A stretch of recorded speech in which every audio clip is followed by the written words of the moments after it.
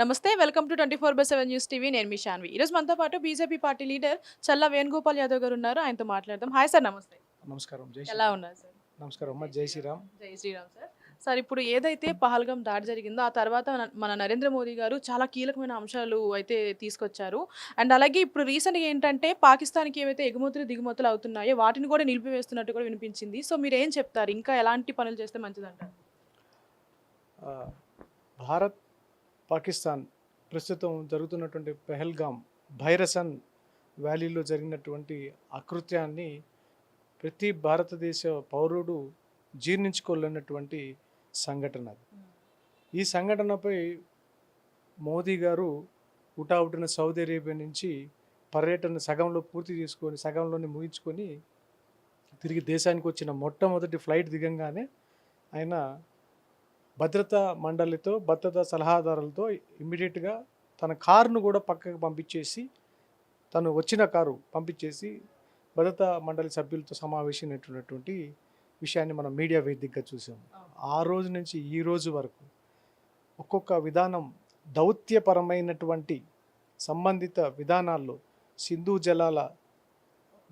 నది జలాల ఒప్పందం కానివ్వండి, అదేవిధంగా ప్రత్యక్ష పరోక్ష దిగుమతుల ఒప్పందం కానివ్వండి, దేశంలో పాకిస్తాన్ ఎవరైతే ఉన్నారో వాళ్ళందరినీ పంపించే విధంగా కానివ్వండి, ఎన్నో చాలా కీలకమైనటువంటి నిర్ణయాలు తీసుకుంటున్నటువంటి సందర్భాన్ని ఈరోజు దేశ ప్రజలందరూ కూడా ఒక ఆతృతగా ఒక ఇదిగా ఎదురు చూస్తున్నారు. ఇక యుద్ధం అంటారా? త్రివిధ దళాలకి గత కాంగ్రెస్ పార్టీ పాలనలో 77 సంవత్సరాలు మనకు స్వతంత్రం వస్తే దాదాపు 47-48 సంవత్సరాలు పాలించినటువంటి కాంగ్రెస్ పార్టీ ప్రభుత్వంలో ఏ రోజు కూడా త్రివిధ దళాలకు స్వేచ్ఛనిచ్చినటువంటి అంశాన్ని మనం ఎప్పుడు చూడలే. అదే మన ప్రియతమ ప్రధాని నరేంద్ర మోదీ గారు యుద్ధం విషయంలో మీకు పూర్తి స్వేచ్ఛనిస్తున్నాను, మీరు ఏ విధమైన నిర్ణయం తీసుకుంటారో మీరే తీసుకోండి, కానీ ఈ దాడి వాళ్ళు చేసిన దాడికి మన ప్రతి దాడి ఎలా ఉండాలంటే ఇక మన వైపు కన్నెత్తి చూడకుండా విధంగా చేయాలని చెప్పి త్రివిధ దళాలను కూడా ఆదేశాలు ఇచ్చినటువంటి సంఘటన చూసాం. ఇకపోతే వెబ్సైట్లు, యూట్యూబ్ ఛానల్స్, పాకిస్తాన్కి సంబంధించినటువంటి యూట్యూబ్ ఛానల్స్, వెబ్సైట్లు, మీడియా, ఈమెయిల్స్ అన్నిటి మీద కూడా బ్యాన్ చేసినటువంటి అంశాన్ని ఒక్కొక్క రోజు ఒక్కొక్క సంబంధిత విషయాన్ని పాకిస్తాన్ని దీన్నే మన యొక్క హిందూ పురాణాల్లో చెప్తారు, అష్ట దిగ్బంధనం. ఒక శత్రువుని మనం కొట్టాలంటే అష్ట దిగ్బంధనం చేయాలి. పోయామా, కొట్టామా, చంపామా అన్నట్టు కాదు, జీవితంలో కోలుకోకూడదు శత్రువు. ఆ విధమైనటువంటి అష్ట దిగ్బంధనం చేస్తున్నాడు అని నేను నా వైపు నుంచి మోడీ గారు చేస్తున్నారని చెప్పినటువంటి ఆ విషయాన్ని నేను నాకైతే అర్థమవుతుంది.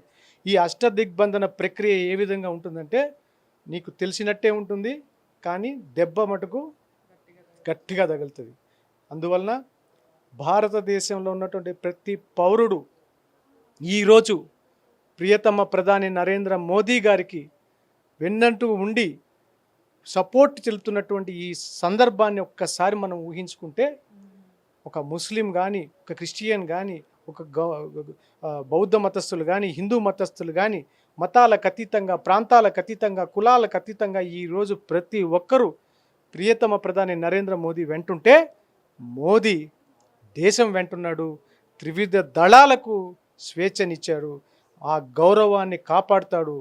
పెహల్గాం భైరసన్ వ్యాలీలో జరిగినటువంటి దాడికి ప్రతి దాడి కాదు, పాకిస్తానే ప్రపంచ పటంలో లేకుండా చేసేటువంటి కార్యక్రమం జరుగుతుందని చెప్పి ఈ సందర్భంగా తెలియజేస్తున్నాను. అంటే అష్ట దిగ్బంధనం ఏదైతే మీరు మాట్లాడుతున్నారో ఇది ఎన్ని రోజుల వరకు ఉండొచ్చు? అంటే ఏం ఆశిస్తున్నారు? లైక్ ఏం ఎక్స్పెక్ట్ చేస్తున్నాం మనం పాకిస్తాన్ నుంచి? పాకిస్తాన్కి మొట్టమొదటిగా ఈ అష్ట దిగ్బంధన ప్రక్రియలో ఆర్థికంగా ఆల్రెడీ మూలిగే నక్క మీద టెంకాయ పడిందంట. మూలిగే నెక్కపోయి ఒక తాటి చెట్టు కింద నిద్రపోతుందంట, బాగా ఇబ్బంది పడి. దాని మీద టెంకాయ పడితే ఎట్లుంటుంది? పుట్టుక్కని ప్రాణం పోతుంది. అదేవిధంగా ఆల్రెడీ పాకిస్తాన్లో కిలో చికెన్ 800, అదేవిధంగా పప్పు దినుసులు కానించి అన్నీ కూడా చాలా ఘోరాతి ఘోరంగా ఉంది. ఇప్పుడు మనం చేసినటువంటి ఈ సందర్భాన్ని ప్రపంచ దేశాలకు కూడా ఈ ఉగ్రవాదానికి సమీకృతం చేస్తున్నటువంటి ఐఎంఎఫ్ 7.8 మిలియన్ డాలర్లు పాకిస్తాన్కి అప్పు ఇవ్వాలని ఆలోచిస్తుంది. ఐఎంఎఫ్ కూడా మన భారత ప్రభుత్వము ఏమని సూచించిందంటే మీరు ఇచ్చే రుణాన్ని, మీరిచ్చే బిలియన్ రుణాన్ని వాళ్ళు ఉగ్రవాదానికి సగానికి సగం డబ్బులు ఉగ్రవాదులకి ఖర్చు పెడుతున్నారు, దయచేసి ఐఎంఎఫ్ రుణాన్ని కూడా ఆపండి.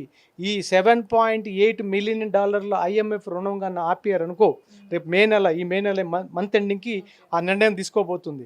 అది కానీ జరిగిందంటే పాకిస్తాన్ ఆర్థిక వ్యవస్థ కుప్పకూలిపోతుంది. పాకిస్తాన్ మరో బంగ్లాదేశ్, మరో శ్రీలంక అయ్యేదానికి ముఖ్యంగా సూచనలు దగ్గరలో కనపడుతున్నాయి. ఇక త్రివిధ దళాలకు సంబంధించి నేవీ కానీ, ఆర్మీ కానీ, అదేవిధంగా వాయు దళాలు కానివ్వండి, ఇవన్నీ ముగ్గురు రెడీగా ఉన్నారు. ఇక దానికి సంబంధించి మనము కొన్ని విషయాలు మీడియా వేదికగా చెప్పుకోకూడదు. అంటే నాకు తెలిసింది కూడా మీకు చెప్పుకోవడం, మీరు నాకు తెలిసింది కూడా మనం విధిగా చెప్పుకోకూడదు. ఇన్ఫర్మేషన్ ఇచ్చినట్టు అవుతుంది. అంటే నేను ఇచ్చే ఇన్ఫర్మేషన్తో వాళ్ళకేదో తెలుస్తుందని కాదు. ఏదైనా సరే ఒక శత్రువుని కొట్టేటప్పుడు, శత్రువుని అష్టదిగ్బంధనం చేసేటప్పుడు చేసే ఆలోచనలు పూర్తిగా ఒక్కరికే వదిలిపెట్టాలి. అది ప్రియతమ ప్రధాని నరేంద్ర మోదీ గారు చూసుకుంటారు. ఎటువంటి ఇబ్బంది లేదు. పాకిస్తాన్కి ఇప్పుడు చెప్పే గుణపాఠం రేపు చరిత్రలో నిలబడిపోతుంది. చరిత్రలో నెహ్రూ, గాంధీ చేసినటువంటి తప్పుని పునరావృతం ఇన్ని సంవత్సరాలు మనం అనుభవిస్తున్నాం. పక్కనే శత్రు దేశాన్ని పెట్టుకొని మనం ఇన్ని ఇబ్బందులు పడుతున్నాం అనేది భవిష్యత్తులో ఇక దానికి ఫుల్ స్టాప్ పెడతారని చెప్పని నాకైతే ఒక మంచి నమ్మకం ఉంది.